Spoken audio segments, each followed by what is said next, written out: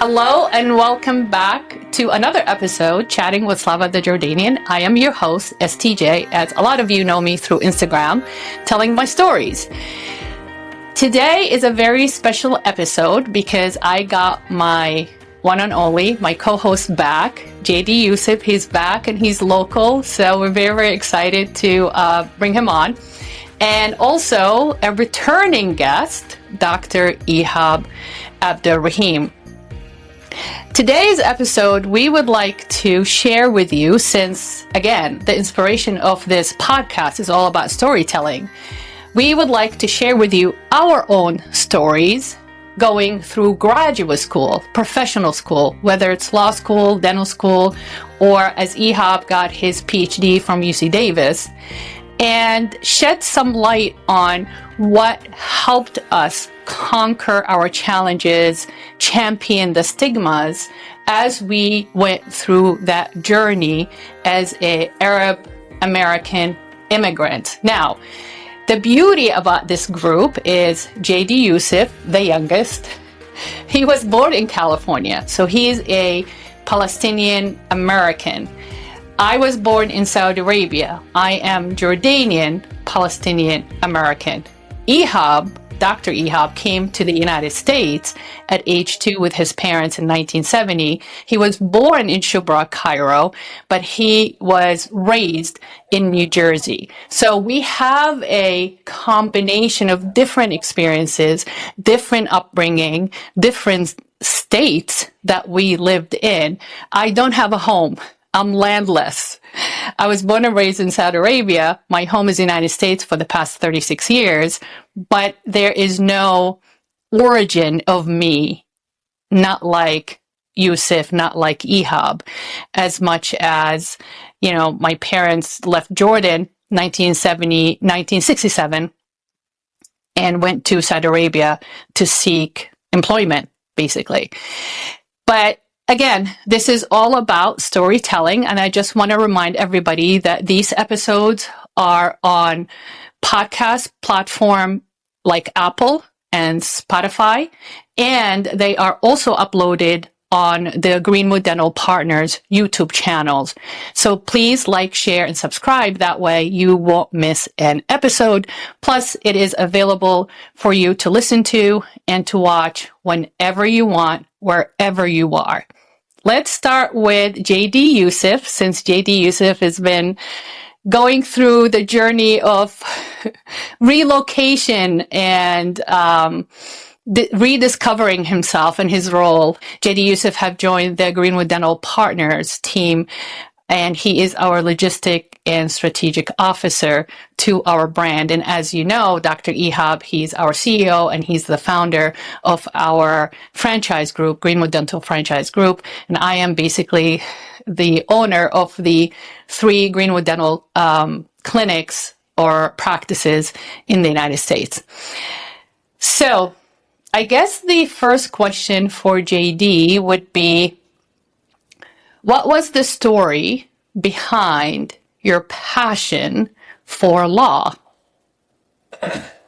Thank you, Dr. Slava. Thank you, Dr. Ihab, for having me again and for the question. So this question I've received countless times, but at its core, I wanted to help people, right? But okay, you can help people in different ways. Dr. Slava, you help people. You know, Dr. Ihab, you've helped people in your professional past. So I guess at the crux of it then is I like to help people, but with the caveat of, hey, I'm still a Palestinian, where I've heard and read stories about either a physical takeover of some sort of land or property, or uniquely a legal loophole.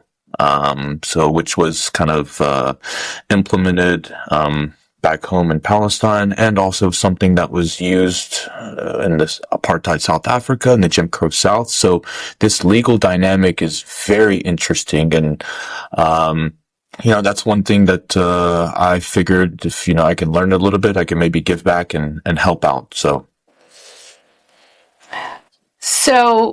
your law degree, is it a specific law that you got your degree in?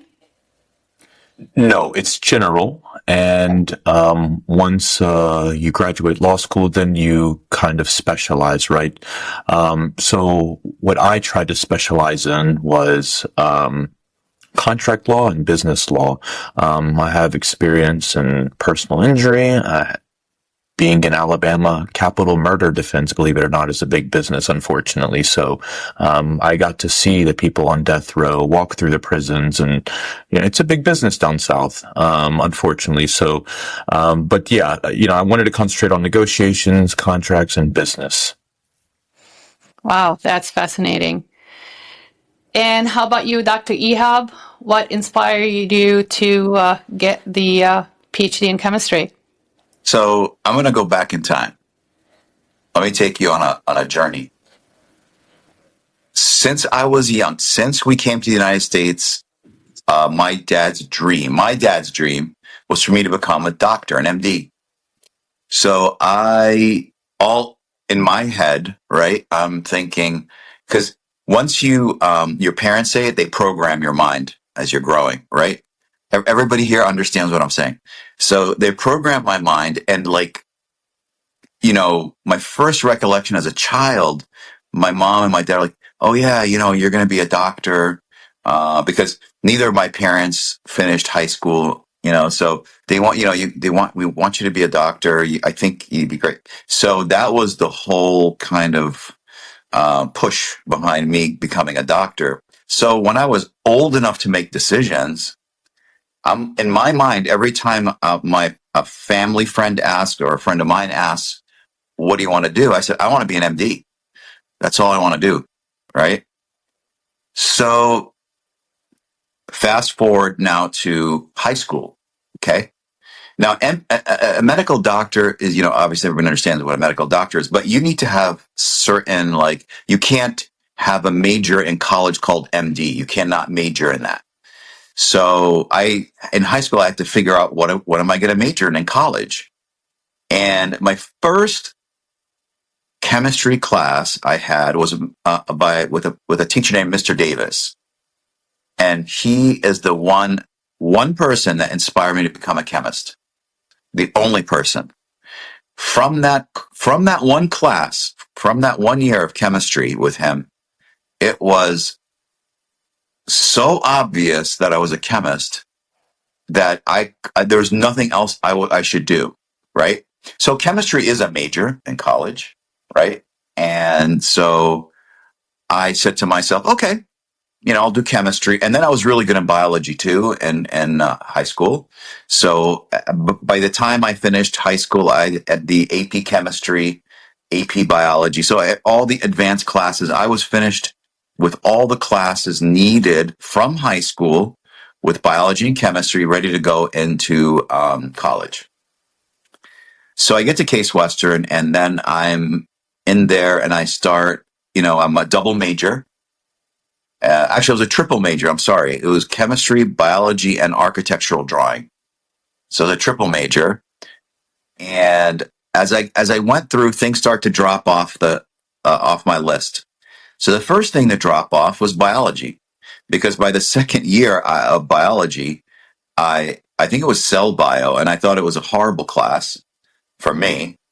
And the cell biology lab was amazing, so I stuck with that. I finished up that part, and I believe that was the first semester of my sophomore year. So now I have chemistry and architectural drawing. And so I took quite a few photography classes, a bunch of art classes, and of course, all the chemistry classes needed to graduate. And in my senior year, two things happened. I did my first semester of the architectural drawing. I almost finished, actually, architectural drawing. It was my first semester, and the teacher was horrible, the professor.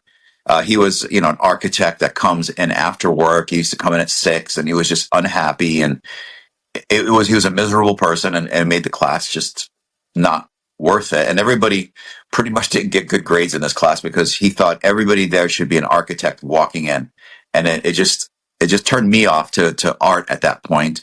So I finished and I dropped that class in my last year, final year in semester one. I finished that first semester, and I did not take the second semester because he was the same professor. And in that first semester, also a big change happened. I was still chemistry, obviously, and I was still pre-med.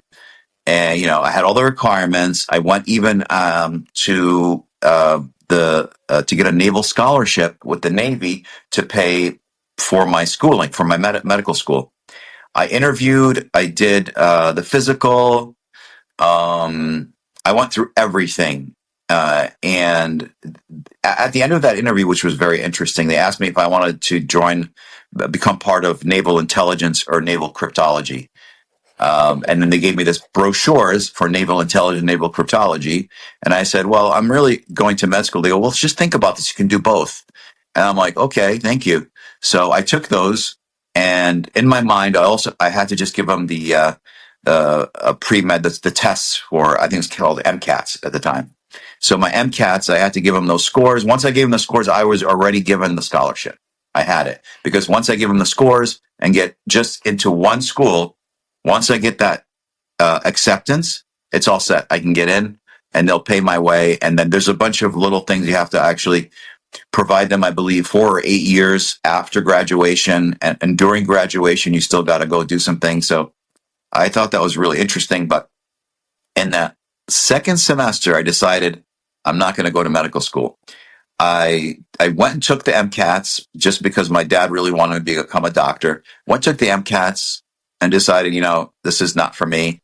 And a bunch of my friends who were pre-meds graduating with me all became MDs, actually. So Tom, my friend, my big brother in the fraternity, was an MD. And there's a couple of other fraternity members that graduated with me, all became MDs. And I decided to become a PhD in chemistry. Well, it's too late now to apply for chemistry graduate school, right? It's my second semester, my senior year, and it's kind of toward the end now. So you kind of had to like if you want to get into some good schools, you have to get in and apply in fall, the previous fall for the following fall. So I kind of rushed, and I tried to get into, a chemistry graduate program, and I got into University of Akron, right? They call it the Great Rubber Ball. So I did not want to go there. I mean, it was a great school. It's not anything wrong with it, but I wanted to have more options. That was the only school that was taking late acceptance. All the University of California schools, Virginia, everything was done. Everybody was in and ready to go. So I decided to take a year off, and I did some research at the Rainbow Babies and Children's Hospital, doing cystic fibrosis research for a year. Now, in that year, I applied at that point, and I applied to a bunch of schools. So I got accepted to some of the UC schools, Rochester Institute of Technology, Rutgers, I believe, and Purdue University I got into as well. But I ended up saying, I'm not going to go to Purdue. It was the number one school for analytical chemistry in the nation. I decided not to go there because I did not like the weather of Cleveland, and Purdue and Indiana was going to be the same weather. I said, you know what? I'm going to California because I hear the sunshine is shining all the time. I get there, and it literally is shining all the time. There's no rain when I go to UC Davis. So I decided to go to UC Davis, and it was just sunny all the time, which was fine. And once I made that decision to go to graduate school in chemistry, and I told my dad, I thought I burst his bubble. He was so unhappy with it. And he said, why did you change your mind? What are you going to do with a PhD in chemistry? I said, well, there's a lot of things I can teach. I can work in industry. He goes, well, and this is from him. He goes, well, you're an Arab and they're not going to hire you. And I said to him, oh, why wouldn't they hire me? Now, this is something he put in my head, right? I said, why wouldn't they hire me? He goes, well, you're not going to get the jobs Americans get. And I'm thinking in my head, I'm American. How did he all of a sudden take me back to I'm some Egyptian coming from Egypt the year prior, I've been here since I was 2 years old, so I'm fully Americanized. But in his mind, my Egyptian heritage followed me in a negative way, not in a positive way. And I said to him, well, I think I'll be fine. Let me do this. And my mom was always supportive. Whatever you want to do. So I did choose chemistry, went to UC Davis, and in that, while I was there's a lot of different things that I did not expect in graduate school. My first, the first part of it was once I got to UC Davis, you have to take some tests to qualify to stay in the program. And I thought, well, this is kind of weird. Why would you accept somebody and give them these internal tests of analytical, physical, inorganic, and organic chemistry, right? Which are things that I did not know that I was taking these tests. So I went in, took the tests that didn't do well, right? But we got to take them again, like a few months later. So it didn't do well because I wasn't ready for it, prepared. So in any case, I start taking courses, and in this time, in your first year, you have to kind of choose not your sub major or whatever. You have to pick a graduate advisor to start. That's where you're going to do your research with this professor, which is who I picked. I chose Don, and I'll explain why I chose him. So during the months prior to taking that test again, I went to different professors' labs to see the different kind of research they were doing. So I went to various ones, some established professors, some newer professors, and Don, I went to his lab. It wasn't even built yet. Nothing was there. Nothing happened. He was a new professor starting the same time I started that same year. So I said, and he started explaining to me the research and surface chemistry and how chemicals interact on surfaces. And it was really interesting. I said, oh, that's really cool. And then he said, well, we're going to have a laser. And I said, oh, wow, we're going to work with a laser. Laser in my mind, there are things that are on TV and movies. I've never heard of lasers do what he was explaining that lasers can accomplish. So I said, okay, yeah, that's great. So I decided to start with him. And then I told him, I'm gonna join your group, and I was one of the first graduate students, right? And then there was another one that joined us. There was two of us at that point, and I took that test again anyway, and I passed all of those 4 subdivisions in chemistry, and I did like really well. I got 100 on everything, but in any case, we ended up so. The funny thing is, all the other labs I visited, everything was ready to go set. There's nothing I have to do. If there was magnetic resonance imaging or NMR, it was there in the lab. So I was like, okay, so what do we do, Don? He goes, well, we're going to have to build this lab from scratch. We're going to and when I say build, I mean, we're building an ultra high vacuum chamber, which is this big giant stainless steel contraption that I kind of understand how it works, but it's just this big contraption which you have to use wrenches and things, and you put it together, and then you add all the components that you're going to do the research with. So the chamber basically brings the pressure down low enough to equivalent to almost like outer space. Okay, not exactly outer space, but low enough outer space so you can do kind of research on surfaces in a controlled environment, and that's what we did. So I helped build the chamber, and then I took upon myself to build an infrared containment system. Well, he didn't want to pay, and he didn't have the money. He didn't want to. I'm sorry, it's not that he didn't want to. He didn't have the money, the funds yet, because he was a new professor, to pay for certain things. He had enough money. They funded him to buy the laser, to buy certain components, the computers, the things for the research. But for me, if he had to machine something, which was a box that held the infrared system in there, which was also put under vacuum. Okay. So he tells me, well, I don't have the money to do that, but we have a machine shop. So I spent, I want to say about a year and a half in a machine shop. 18 months. Machining. How much? 18, I was right? there. Stay with us. We'll be right back. Welcome to the Hope for Parents with Struggling Teens podcast. I'm Brandon Jaffe. Join us as we explore relationship and mental health issues by weeding out the trends in the mental health industry to uncover what truly works in improving our emotional well-being and relationships. At Inspired Resolutions Counseling, we specialize in providing interventions and resources for families with teens, focusing on topics such as teen mental health, parenting challenges, and family dynamics.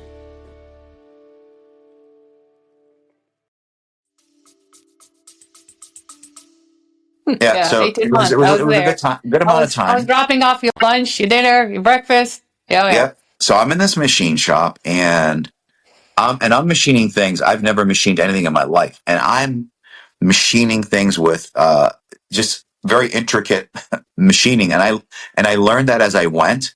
And there was a machinist there, like a professional machinist that worked there. And he would come and show me things. That's how I learned how to do it, because nobody else was going to show me. So I machined this ultra high vacuum containment system with this bellows and all these O-rings, because I had to evacuate it. And then I had another box evacuated chamber on the other side of the ultra high vacuum chamber, which was our detection system. So I really had to understand infrared very well from working with surfaces. So I end up putting this together, and then I start doing the research 18 months in. So it's been 18 months since I even did anything, right? So you don't get credit, and you can't write a paper on building a machine that's been built several times around the world. So it's nothing like tricky that was happening, so it's nothing novel. So now it's time for me to do the actual chemistry. So I want to say in my end of my second year, I start doing a little bit. Actually, sorry, it's my middle of my sophomore year. I started doing some of the research. Now, at this point, at the end of my sophomore year, it's time to take my oral exams. Okay. Now, oral exams were probably the most brutal test I've ever taken in my life. Imagine being in front of 4 of your professors who are experts in what they do. One a physical chemist, one an inorganic, one organic, and one analytical. So we had 4 in mine. So I walk into a room by myself with these 4 professors sitting on the other side of a table, and I have like a chalkboard behind me. And I'm sitting there, and I'm like, and they go, okay, you need to present your research, right? Well, I hadn't done any research really. I think maybe a few experiments before walking into this. So I was like, well, yeah. So I started presenting what I had and presenting what my research will be, right? We know what we were going to do in the next 2 years or so. And what we were going to use the infrared chamber, because the IR chamber wasn't even functioning exactly the way we wanted it yet. But I had to kind of theoretically come up with what will happen when we use this infrared on the chemicals on these metal surfaces. So anyway, long story short, I'm in this test. The test is broken up into an hour and a half with your original, your research project that I had with Don. And then I had another hour and a half of some novel kind of research I had to come up with, which I spent months doing. I came up with something with silver NMR, and it was like a really wild thing that nobody's really ever used it in what I kind of was planning to do with it. Anyway, so the first part of the exam was a little rough. They started asking me some questions about my research, and I started explaining it. Then a professor there asked me a question about something about vibrational spectroscopy of an element that I was talking about, or not an element, a compound. And I said to him, well, what? I don't understand the question. So another professor asked the question a different way. And what was funny was the way they were taking me down from the chemistry I was I was talking about in my research down to the basic levels of chemistry to get me to the answer they wanted. And it just, when this one professor asked me this question, I think it was the third professor asked me this question, kind of simplified it in a way that I'm like, oh, I get it now. I know what you're asking. So here it is. And I explained the vibrational components of it. And he's like, that's all we wanted to know. And I said, okay, great. So, and then they looked at me, and it's been about an hour and 15 minutes into the test. And they look at me and go, okay, Ihab, thank you so much. You can step outside, and we'll bring you back in for the next hour and a half. And they started, I think they wanted to meet. And I stepped outside. I saw Slava. I think Slava was there. Yes, I think Don Land was there too. He my was. advisor. And they both said, how's it going in there? I'm like, I think it's going okay. Dr. Labria was there too. Oh, he was? Oh, I forgot Yes, he was there. was. Oh my goodness. Yeah. He was the other professor I was going to join. But I decided to join Don. But it's funny is Don and Carlito both were postdocs or graduate students together. So they're very good friends. Yeah. I think that's why Dr. Labria came. So Labria was if I remember correctly, my memory serves me, he was from the Philippines. he was. And He was brilliant. He was brilliant. And such Brilliant. a nice human being. I go back in for the second part, and I start, thinking that it's going to be like the first part. It's going to take a little bit of time. So I start I start writing some things on the chalkboard, and then there's this, and it's what I was proposing was an inorganic chemistry type analysis. So the inorganic professor, she was there, and she was kind of a newer professor, but she had been there a couple of years, but she's younger. She looks at me, she goes, very interesting that you chose this. Can you talk to me a little bit about it? Why you chose it, what it was about, and then I started talking, and in her mind, it was that she liked it so much, she may have wanted to use it in her research. So, but in any case, so I started talking about it, and literally, I want to say this was maybe 45 minutes in, and they said, Ihab, you're done. You can step outside now. So I thought I failed. I literally thought I failed the test because everybody else that you see doing these tests, because I was there prior to somebody else walking out, right? They took the full 3 hours. And so I was like, oh my goodness, I'm done. I have to come back and repeat this in 6 months or a year. So I go out and I'm waiting, and Don is, no, how'd it go? I said, they just 45 minutes, and that was it. And you know what's funny is Don already knew they passed me. He knew. I don't know how he knew. But I did not know that. Oh yeah. He goes, Ihab, just don't worry about it. Just go back in and hear what they have to say to you. So they confer for a few minutes, like about 5-10 minutes, and Ihab, can you come back in? So I go back in and shut the door, and they look at me and they said, thank you for presenting everything, and it was a really good presentation, and we want to congratulate you now for passing the oral exam. I said, whoa.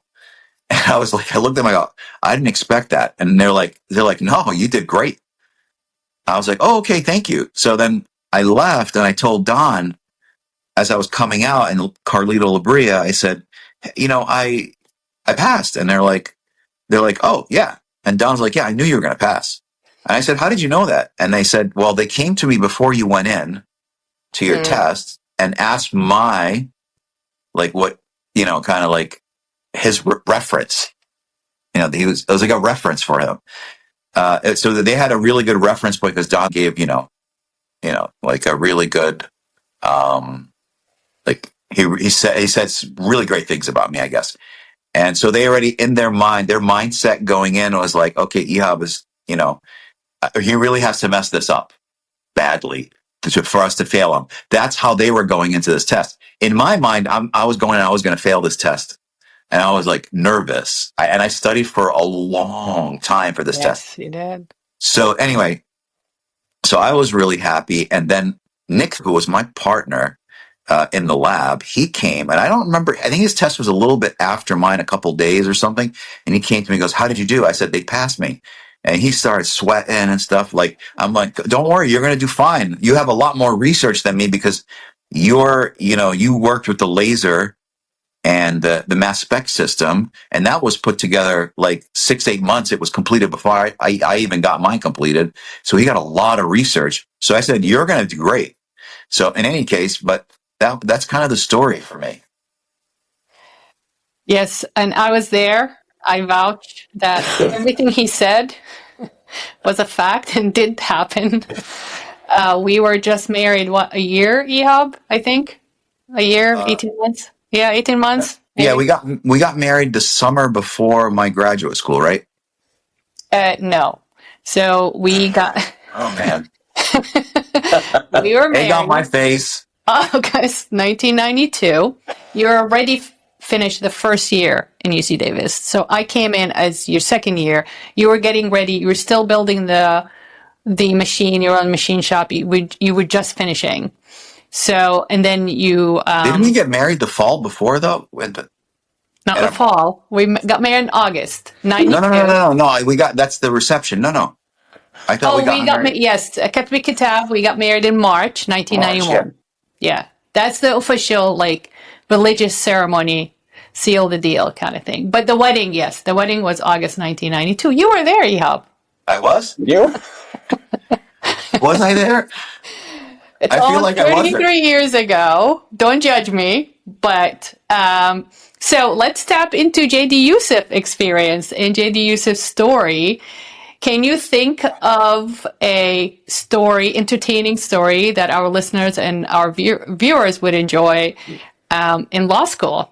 First of all, why law? I know you wanted to help people, but was there a person in your life that inspired you, like Dr. Davis? I mean, Dr. Davis in undergrad at Case Western. I took his class too.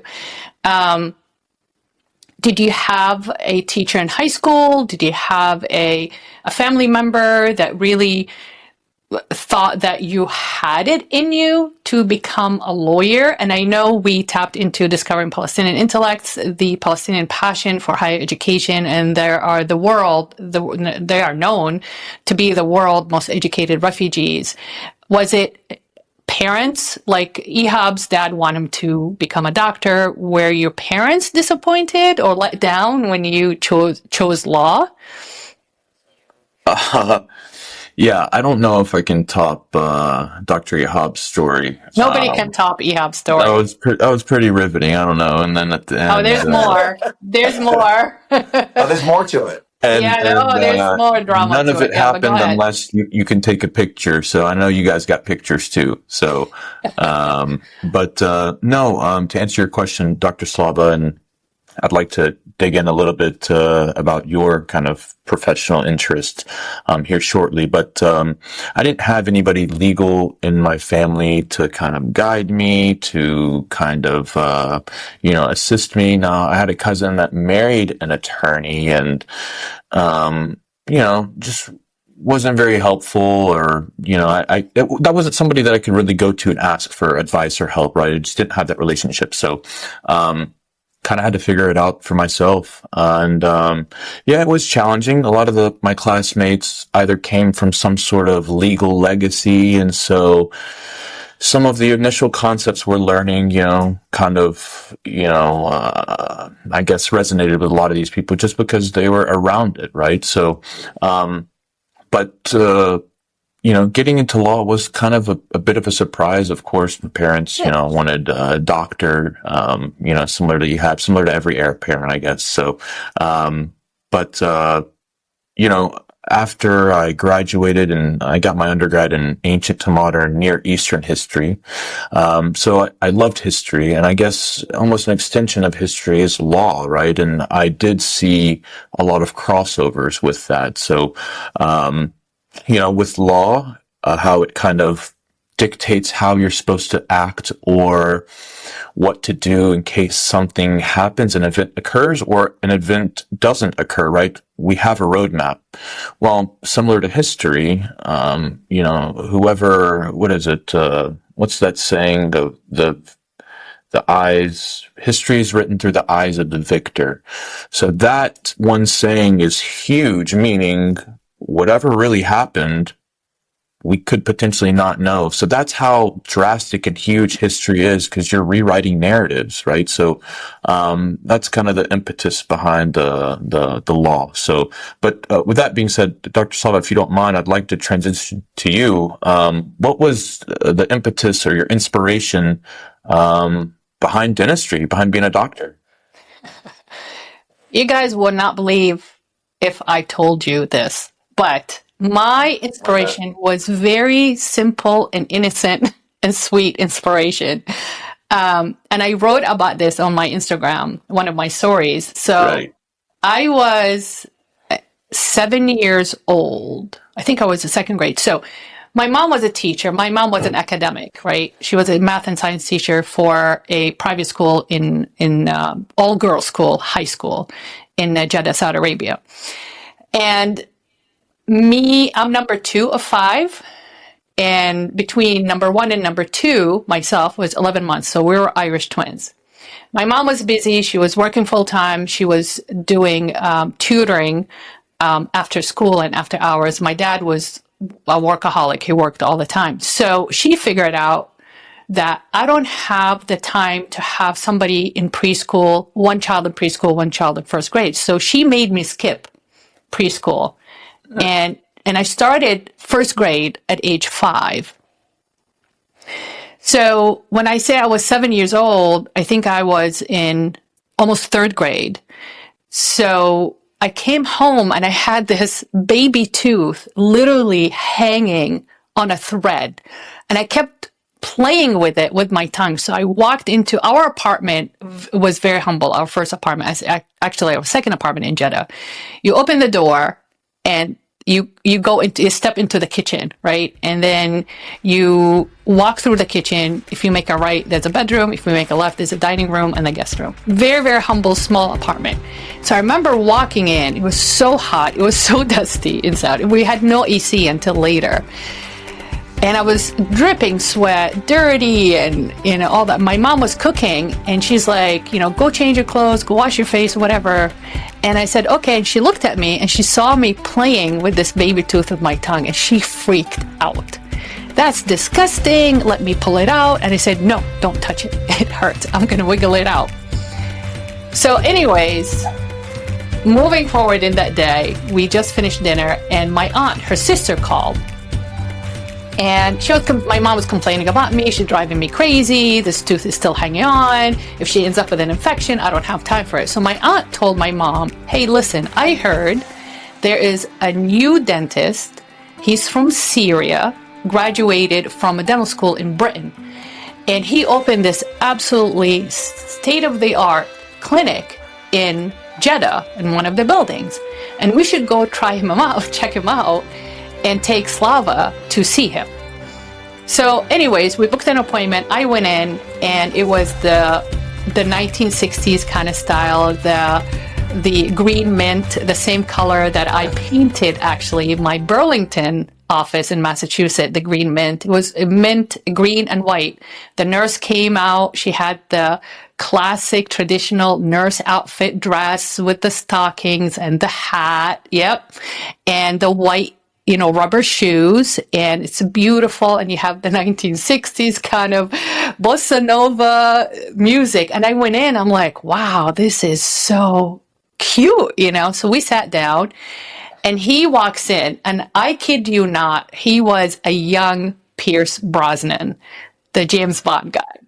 So he walks towards us, British accent, beautifully handsome, jet black hair, perfectly combed, Syrian, young, single dentist.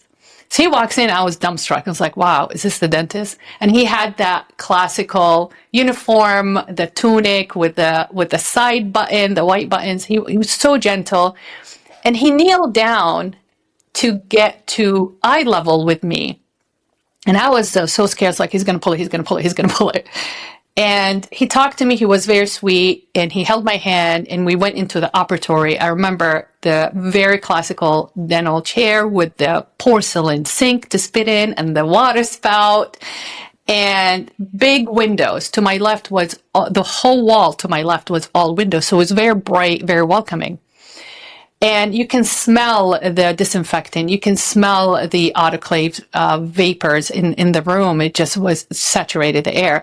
So I sat down, and he was talking to my mom and my aunt. So my aunt was so smitten with it, although she was married with kids, but she was all smitten with him. She's doing the eyelashes and, under her veil, abaya. And so I sat in the demo chair, and I said, he goes, "Are you nervous?" I said, "Yeah, I'm scared. It's going to hurt. It's going to hurt." He goes, "No."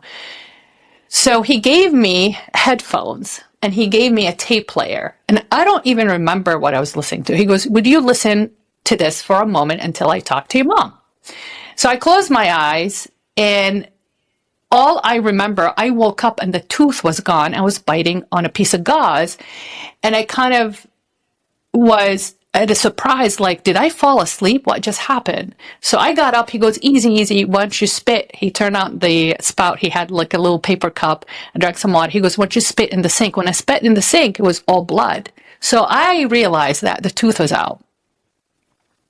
He made me bite on gauze. I think he gave me nitrous. I don't remember. I have no recollection. And as you can see, I'm so detail oriented, but I don't remember him pulling. I don't remember him giving me Novocaine. I don't remember any of that. I just remember putting the headphones on, the spongy headphones on, fell asleep, woke up, and the tooth was gone. So when I went home, I was fascinated by the process. How can somebody yank a tooth on me painlessly? And that's something that I want to do. And I fell in love with his persona and personality and his looks and how clean and OCD was the clinic was. And all I can talk about, if you believe it, then that's fine. If you don't believe it, I don't know how to convince you to that I wanted to be a dentist right there and then. And I kept bugging my mom. I want to be just like Dr. Ghassan Faraon. And I think Ghassan Faraon ended up being nationalized by Saudi Arabia. He built the largest, at the time in the 80s, the largest dental center in the Middle East, in Jeddah, Saudi Arabia. I heard from one of the candidates we just interviewed for the franchise, who graduated from the Batraji Hospital, German Hospital Dental School in Jeddah, that he actually lost a lot of it. He had a lot of financial issues, and the center is still there, but somebody else has bought it. So he practiced for a long, long time, and he was very, very, very successful, ended up marrying a Saudi woman, had kids, and even his children enrolled in my mom kindergarten school that she was principal of later. Wow. And he used to come after hours because men were not allowed to come. He used to come after hours and hang out with my mom at the office and have tea and coffee and talk about life and stuff. But he married later. He was in his 40s when he married and had kids. But he was still as handsome, as charming, successful, such an entrepreneur. And it just stuck with me, honestly. And I wanted to become a dentist. Now, my dad wanted me to be a fashion designer. He said, "Why would you look at somebody's mouth for the rest of your life? That's not a profession." My mom wanted me to learn, art history and just tour museums or live in museums for the rest of my life. My mom loved history and art. And I just was fascinated. I wanted to be Ghassan Faraon. I wanted to, and it's amazing after all these years, like I said, I was 7. These images and these memories are so vivid still in me that I actually regenerated that experience in my brand and in my offices. And one of them is actually, I had to paint it just as a homage to Ghassan Faraon, just like the first dental clinic I ever stepped into. At that time. Now, granted, my mom was so fearful of dentists and doctors. She hated all that stuff. So when she saw me very comfortable, and she's like, "You're weird. Like, how can you be comfortable? Like, it's just so strange, why do you want to do that?" But I did it. I pushed through, and here I am. Yeah, years and years. So that's my story. There, of course, the challenges and struggles, and the way I got into dental school was very by default, I think, and Ihab was there. But that's another story. So let's jump into the challenges through. I know Ihab has even a bigger story. I would like Dr. Ihab to share with us the drama that happened after I left him behind to go to dental school at NYU, New York City. I went back to the East Coast and I left him on the West Coast. And I think that was very traumatic Yeah. from an outsider, what I So observed for Ihab. yeah, so my in my third year, you have a presentation of your research in front of the entire chemistry department, and they come just students, professors, whatever, whoever wants to come, and so every I want to say once a week, a different graduate student presented their research. This is kind of the last step before finishing your dissertation and writing it, completing it. So now it's my at end of my third year, and I do my presentation. It went well. It was fine. Obviously you're nervous, and in front of all these people, I'm not really a public speaker. So Slava was there, I believe, for that, and it went very well and was done. And now Slava got into NYU. I want to say in my third year, was it Slava? Yeah, 94. And you were going to start in. I had my senior year coming up, and you left for that summer prior to my senior year to start dental school. Mm-hmm. So I'm there, and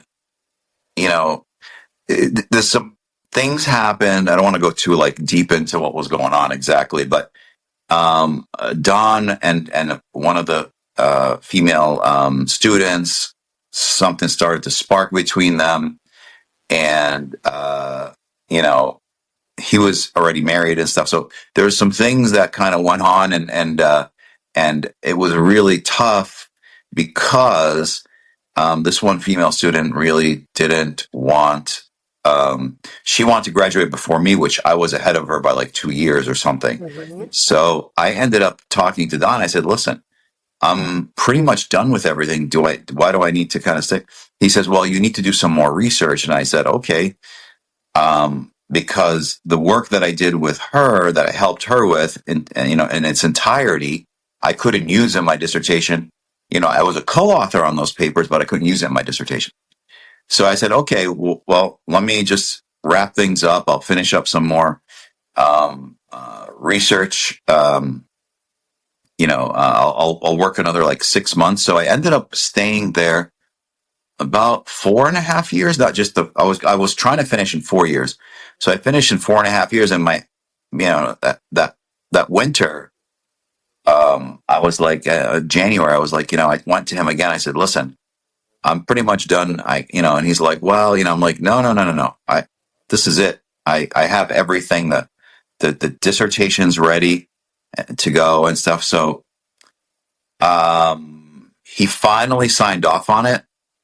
And, a bunch of so there's other professors that are on my, on that committee, they have to sign off on the dissertation, because what they do is the analytical professor had to sign off. I want to say the inorganic professor was on it, and I think Carlito was on it too.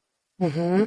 So each of them all these professors actually have to read that dissertation once you complete it, and they actually sign it by hand. It was way old time. They actually sign it with a pen. So I actually went and published and made on really nice paper and bound it in this red bound leather binding. I made about 10 of them, I think, my dissertations. And I took all 10 dissertations to every professor to get original signatures on there, right? On the cover sheet. I didn't bring the actual books with me. I brought the cover sheets with me. So that, and then, it was bound, ready to go. And I gave one to my parents, one to my uncle Mohsen.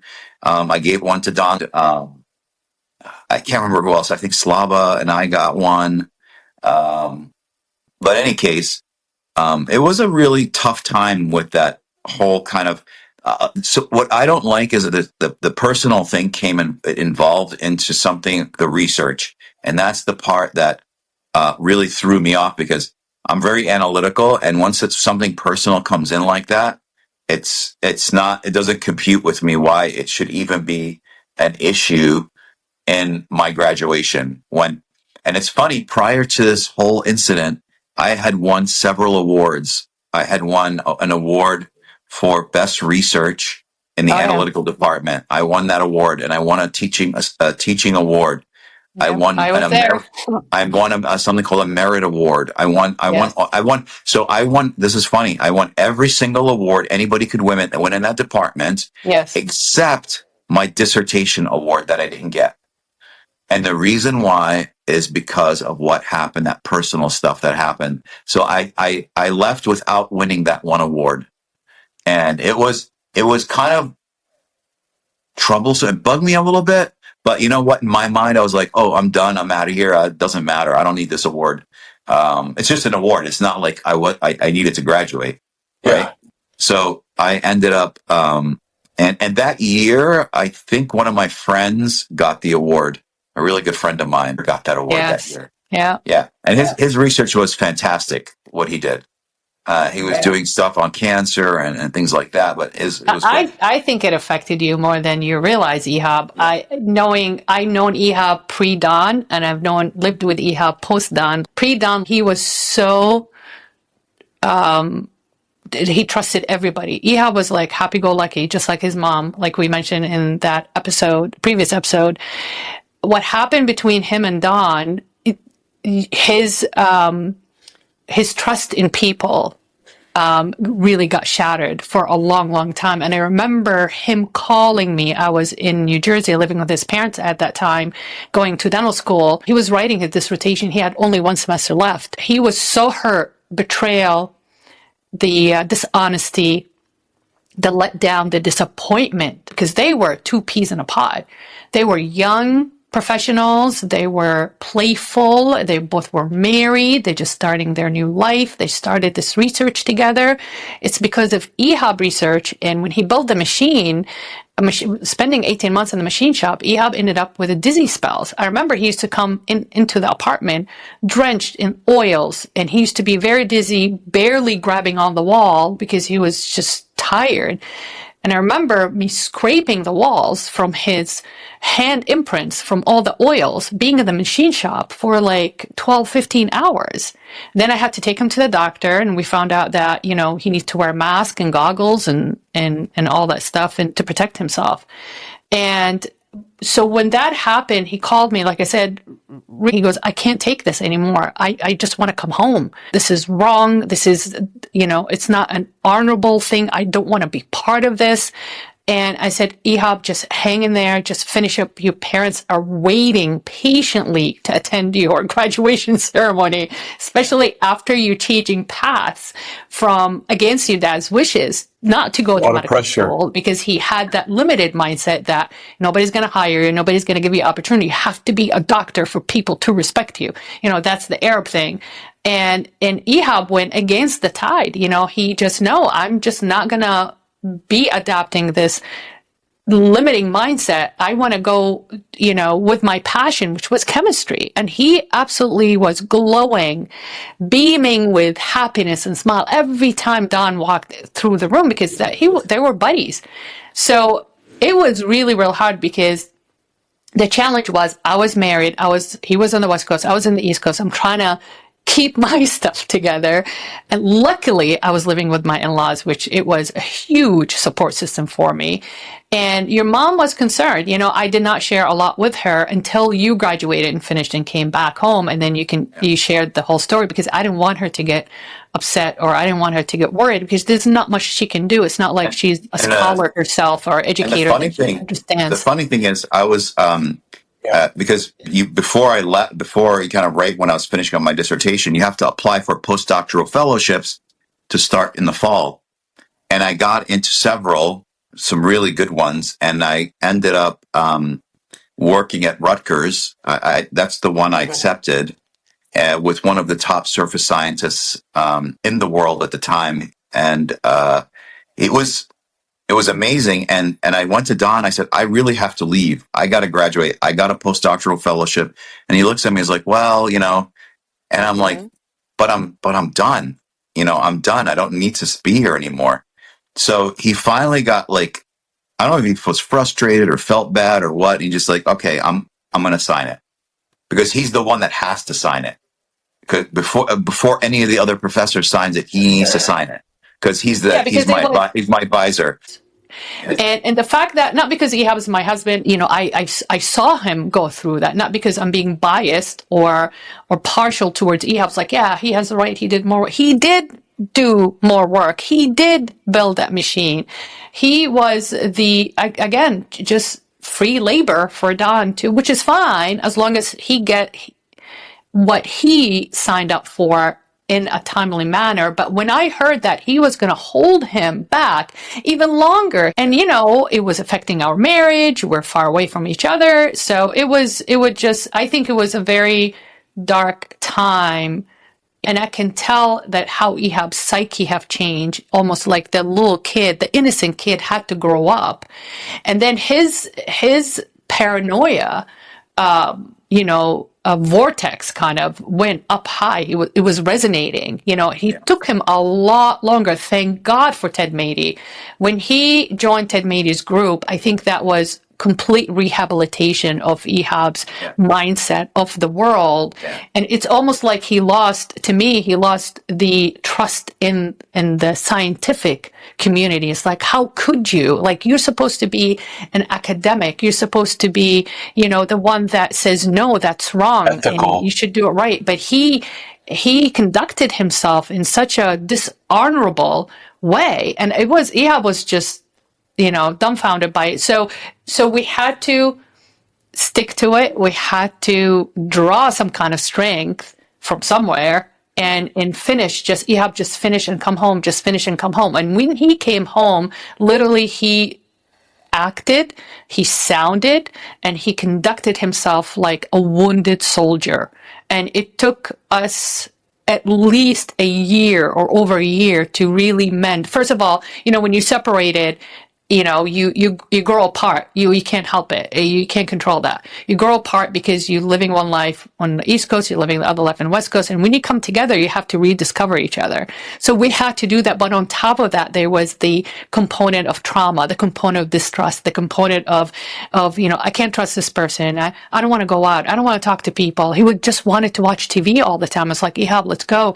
Let's get together with your New Jersey friends. They couldn't wait for you to come back home.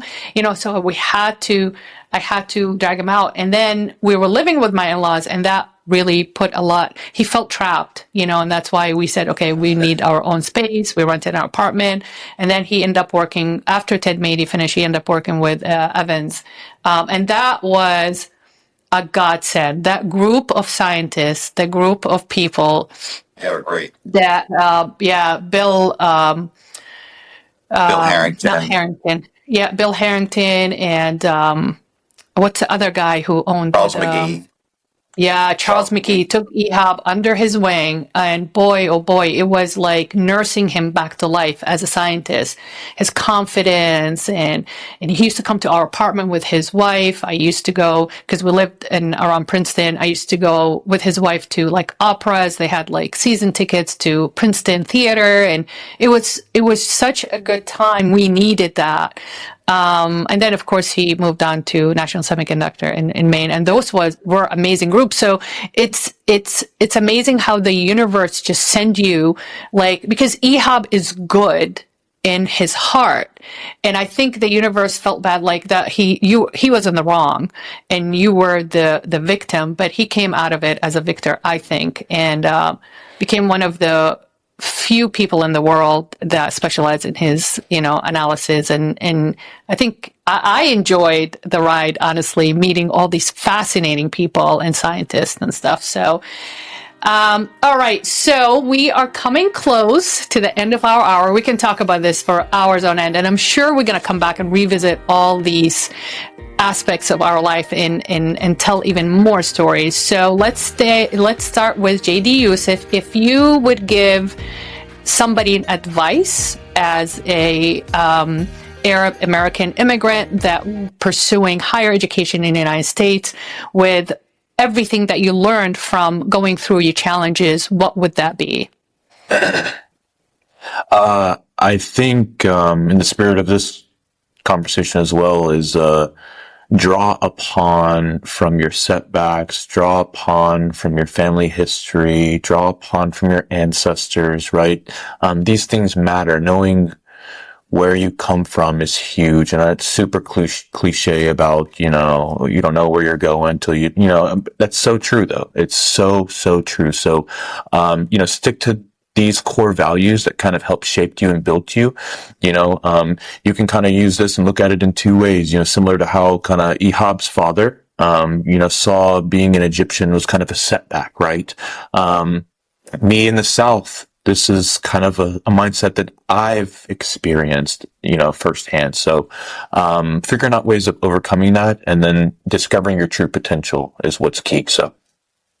That's awesome. How about you, Dr. Ihab? So what I would say is, for me, I would, have them keep their eye on their goals, make sure everything is kind of in place and where they want to be in life. And, for chemistry specifically, stay scientific, don't use your feelings to make decisions, and use the data and don't fall into the traps of, kind of getting involved in something that's personal and mixing that with your your professional life and your chemistry career. So that kind of is, in a nutshell, I would say to anybody, give them advice. That's what I would say. It's just it'd be the best thing for them. Nice. And from a female, Arab American, even business owner or a professional in dentistry and being in the public health for 26 years, I would say that don't ever play upon your feminism. Don't do that. So don't always call the victim card because you're a woman. It has nothing to do with it. Since the day I started here in 1988 until today, I never, ever, ever played upon my feminine quality or characteristic. I looked at the world neutrally. I looked at the world as not male, female. I looked at the world as intellectuals. I looked at the world as professionals. I looked at the world as achievers, dreamers, visionaries. And if you neutralize that mindset, instead of saying, oh, he's a man, I'm a woman, I'm the victim, they're the victor, they're going to take over, I'm not going to get that opportunity. Don't do that. You're going to exhaust yourself. You're going to stumble in more things that you want to stumble upon, and have a neutral mindset about your profession. I'm qualified. I'm going to put the work in. I'm going to get what I am promised to get because I put the work in. Yes, of course, you are going to interact with some mean, bad people, disrespectful people. Absolutely. But as long as you keep that neutral mindset, you'll be able to champion those stigmas. You're going to be able to conquer those challenges. So that's the one thing that I never played with. I conducted myself within my own belief system. I did not want to limit myself to what school I go to. When NYU accepted me, I just went. So when Case Western accepted me, I just went. When Ihab proposed, I just said yes. I did not limit myself, and I did not doubt myself. I just went with the flow. Of course, I did my homework, but I was very committed and I was laser focused, like Ihab said. And I agree with JD Yusef too about your, don't ever let go of your belief system. Your belief system, what anchors you, your belief system, what your roots are, because if you rip yourself out of those roots, it's really hard to go back and tap into it when you need it. So keep that alive, keep that nourished. Right, you can modify it, you can add to it, you can dress it in a modern style, but don't ever forget who you are, where you come from. And that will help you, that system will help you draw that strength and the fuel to keep on going. All right, any final comments to our listeners and viewers? No comments. That was very powerful. Thank you. Awesome. Thank you guys so much for coming on. We really, really appreciate it. And thank you everybody from listening and watching us. And as a reminder, we are, like I said, on both the podcast platforms, on Spotify and Apple. Please let us know if there is any topic that you guys want us to discuss. Leave it in the comments below, or any questions that you guys have. We would love to have Q&A very, very soon with everybody. So I hope you guys join us soon and have an amazing, amazing day. Bye.